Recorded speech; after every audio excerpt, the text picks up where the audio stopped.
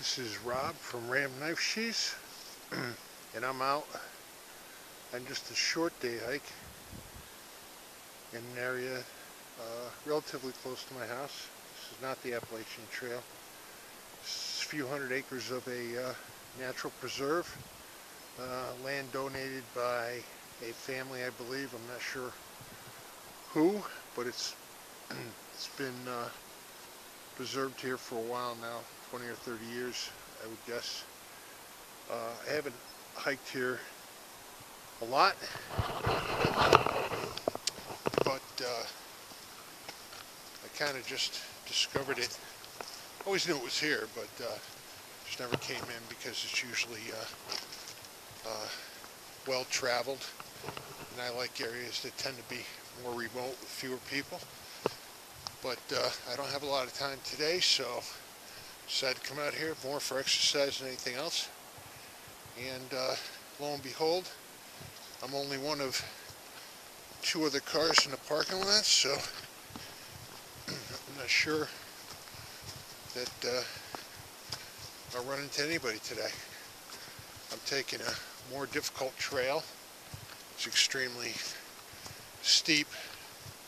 Not that long, maybe a half mile, 3/4 of a mile to the top, but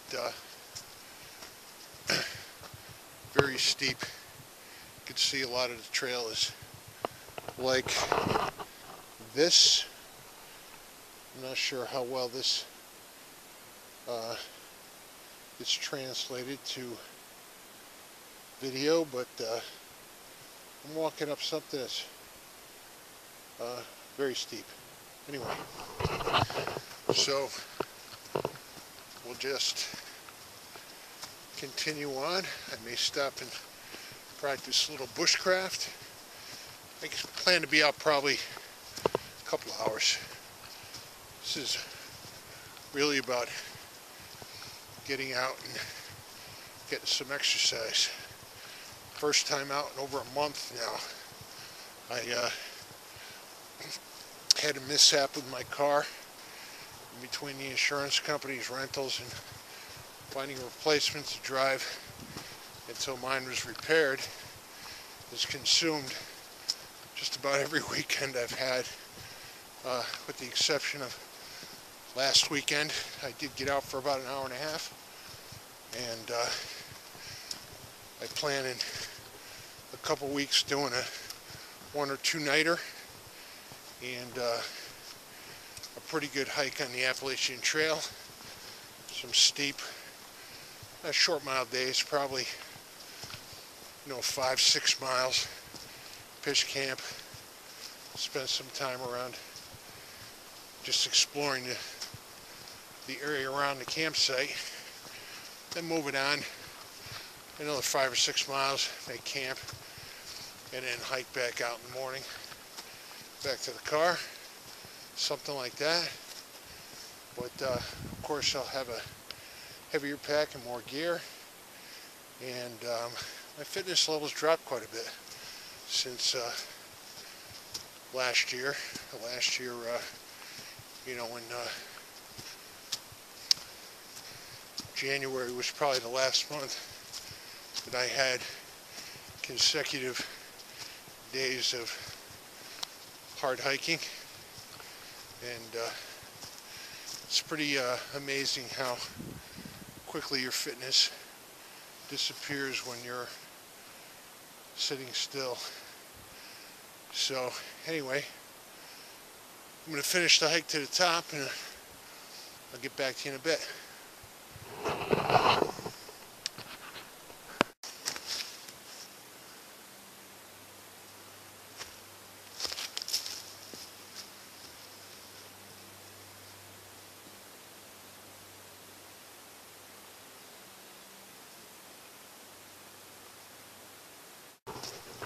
Now, one of the things that I've noticed in this area is there are virtually no white birch. Even yellow birch, which are still fairly common in southern part of Connecticut, are almost non-existent here. I'm not sure why, but growing up in this area, I would say a white birch tree, mostly small then. I remember there were a few large ones, but a lot of young ones. They were very common. Maybe 1 in 5 or 1 in 7 trees was a white birch. I mean, you could look out in the forest in the wintertime when the leaves are down, and you can just see these things all over the place. And of course, I grew up, my childhood was in the 60s and early 70s, and in southern part of Connecticut, you saw the young ones starting to die off. The old ones followed, and in my area where I grew up, they're virtually non-existent. You'll see 1 or 2, an occasional young one. I think that might have been brought in and planted, but in the wild forest, they're almost non-existent.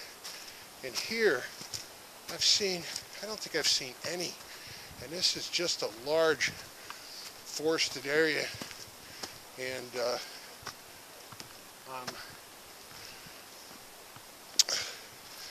it's further north where they tend to be more common. You know, just 45 minutes north of here, there's still along the Appalachian Trail, you'll still find white birch. Maybe not as numerous as back in the day, but they're still there. Yet here, you know, I've been looking out for them, and I have not seen a one in this mile hike, because it's winter and this time of year. I can see a long ways through the forest, and I just have not seen one white birch, or even yellow birch for that matter.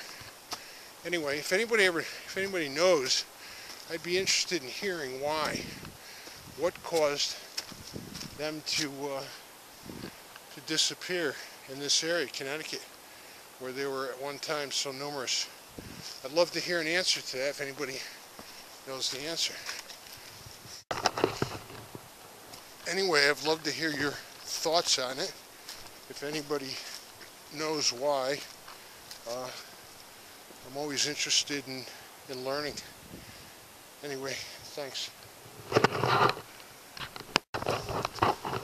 Incidentally, back on the subject of white birch, I think most of us know what a great source of tinder it is, and how easy it takes to spark. But in some of the areas on the Appalachian Trail, along the Appalachian Trail where I've seen them, I've also seen their bark stripped all the way around and as high as the hands can reach. And I think this is, you know, people probably stripping the bark off to use for fire starting. And I'm not sure that is good for the tree. And you may even be harming the tree or causing the tree's early demise by doing that. Again, I'm not an expert. It just seems like it wouldn't be good for the tree, and I'd be interested if anybody knew that. But what I look for is you often see the curls. The curls, kind of light, paperish kind of material, just kind of curling off in and around the tree. And I tend to collect that and not pull the thick bark off. And there's usually plenty of birch on the ground that if I want to get a heavy piece of bark, that I can take a piece of bark off of. And again, I don't take more than I need for, you know, for a particular night, evening, day. You know, just what I need to get a fire started. I'll leave the rest for the next time I'm out. And even find on the down trees that have rot and are waterlogged, that the bark still, even when wet, lights very easily. If you scrape into it with your knife and get a little pile of dust, it takes a spark and it'll burn quite well. So you don't need to pull the bark off a healthy tree. Anyway, just another thought. Okay, I'm up on top, and it wasn't so bad. just slow and steady, and didn't stop to really rest. I just kept a slow, steady pace and kept my heart rate at an even tempo. And after about 10 or 15 minutes, it settles out a little bit, starts to lower, and I'm actually moving a little bit faster. A lot of snow on top. Not a lot of snow, but no snow on the bottom. As you can see, as you look down the mountain, it's thinning out. But up here on the top, there's quite a bit of it. And we've had no big storms this year. We had an early October storm that broke down power lines and tree limbs. There were lots of leaves still on the trees, and just devastated the areas. Trees, it was amazing, the trees that came down. And of course, many of them crossed power lines. And I was out of power for 12 days. The temperatures weren't warm.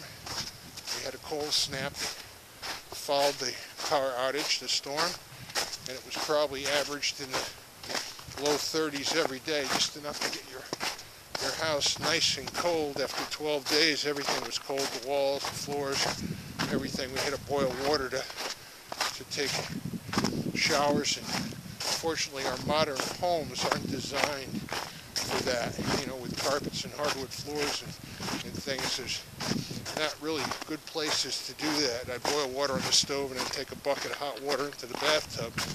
But you know, beyond that, you couldn't heat water at the fireplace, or if you had one, at least in most places, you don't have that big great room like the old homes did. You have a stone floor, or you know, slate floor, and you can slop around a little bit and cook even. So it wasn't fun at all. It was as much time as I spend in the outdoors, I think I would have rather spent the 12 days in a tent, in a campsite where I was able to keep a fire going and had water at my disposal all the time, than being in a modern cold home that offered really very little protection from the outside temperatures. But you're unable to, because of the way they're set up, you're unable to, you know, do much outside of, you know, boiling water, occasional water for a bath. Anyway, so we've had only a couple very light storms, and with 1 to 2 inches of snow, warm weather follows. The snow melts down and goes away. So this year is far different than what we had last year. This is kind of probably pretty much what we've had the last 10 years, with last year being a unusually big snow year. Kind of nice. I was able to get out and use my crampons and enjoy the cold weather. I don't mind the snow at all. I actually kind of like it. But so anyway, I'm gonna put you away because I'm heading downhill and it's a little bit icy here, and I want to take a header while I'm filming.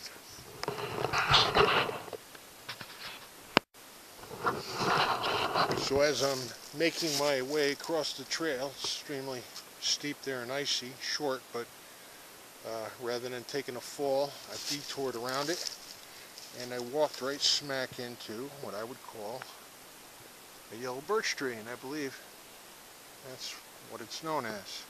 Anyway, these are the curls I was talking about. Come off quite easily. And the white birch, they tend to be fluffier, but this stuff takes a spark quite well, and you don't need a lot of it. And you don't need to peel the bark off the entire tree or around the entire tree. Just collect some of these, and you have good source of fire tinder. This is the first one I've seen since I've been in here, and right ahead of me is another, a little bit, probably about the same size, and a smaller one there. So in this little area is this small grouping of birch, one actually right behind me as well. So good to see at least this, if not any white birch, but a few yellows. Anyway, let me put you away and make my way down this hill without falling, hopefully. Heading down off the top of the hill. That's pretty much not the bottom, but the steepest part of the hill coming off the top, and then it'll be gradual back to the car. There's a trail goes off to the left here and goes back up the other side there, and I may explore that today. I have time. I've done this circle pretty quick. It's only been about an hour, and if I were to go straight back to the car, I'm probably only about 20 minutes from the car now, so I think I might just check out that other side there. I've never been up there, kind of see what it looks like. It's across there's a trout stream down below. May or may not be able to hear it. And then I cross that and go up there. So I think I'm going to check that out. The weather, the temperature has gotten incredibly warm. I would say probably near 40, maybe over 40 degrees right now. It's warmed up since I started this hike an hour ago, where it was probably around freezing. And this is only March, I don't know, 4th, 5th, I'm not even sure what today is, but this is extremely warm weather. It's been a warm winter. I already have ants in the house in February, which is probably a month or more early for the ants to be out. Definitely a warm winter for Connecticut. I think it's got to be one for the record books. Just looking at how the insects are already active, and I don't think I've seen that in an earlier warm year yet. But so anyway, up there I think. I'll get back to you. This is kind of interesting. I've been here a few times, but and walked within 50 yards of this spot, but never really never came over into this section till now. And there are two streams converging here. One's coming down the mountain from here, pretty big, and then over there, the other one coming down from that area, and they meet right here. And down below here is a waterfall. If my batteries don't give out when I go by it, I'll scoot up the trail and take some photos, because there's quite a bit of water here, and the waterfall should look quite impressive with this much water flowing into it. So we'll take a look and maybe get lucky. Last year it was awesome. This year is not quite as much melt, but it might just be timing. Everything's melting now, so a lot of water flowing into these two streams. Let me hike up a bit, and then we'll take a look at that a little bit later.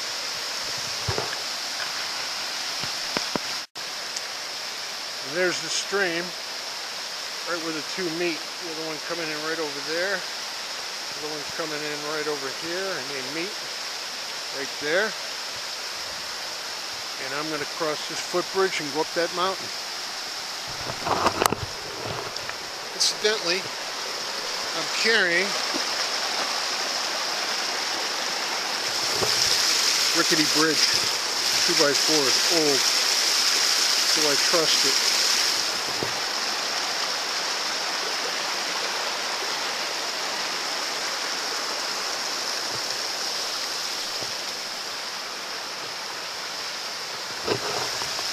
A long way down, but 4 feet to slippery rocks if it broke. And not liking that too much.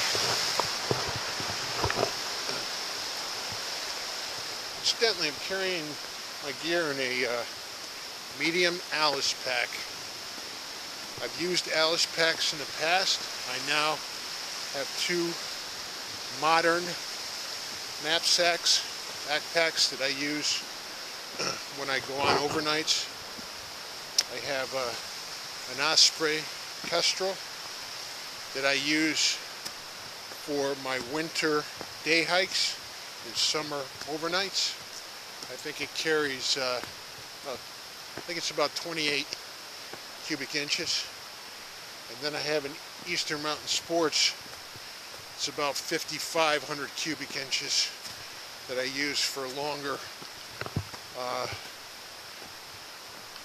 backpacking trips, winter, and just trips where I bring lots of toys. I like to bring toys when I do backpacking trips, especially when there's other people around. I love to show them primitive fire starting, and everybody gets a kick out of that.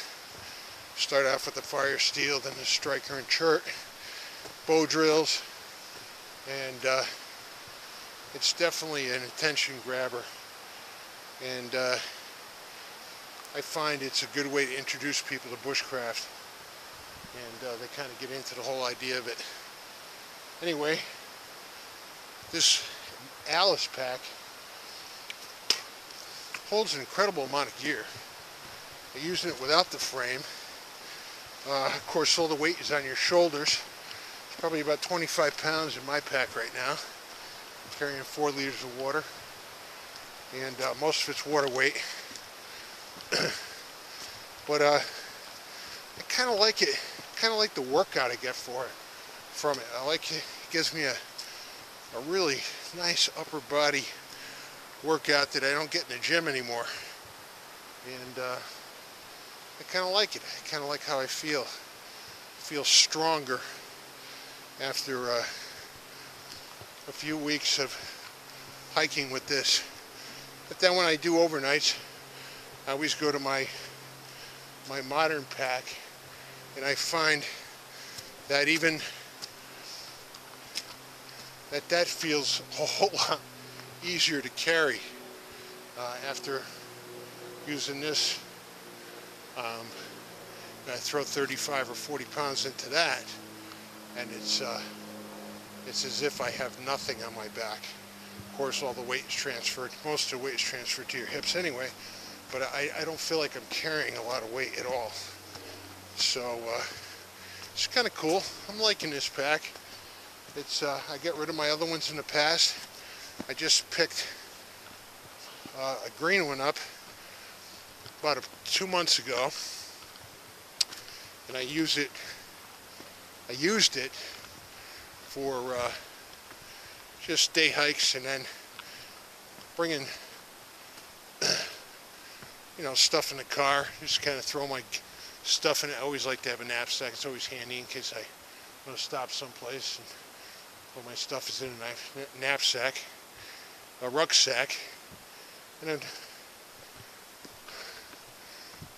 a friend of mine saw it and wanted one, so I ended up picking up 2 on eBay. They were woodland camo, and I got them for a real good price for the 2 of them. And so now I have a woodland camo one as well, and it's the one I'm wearing right now.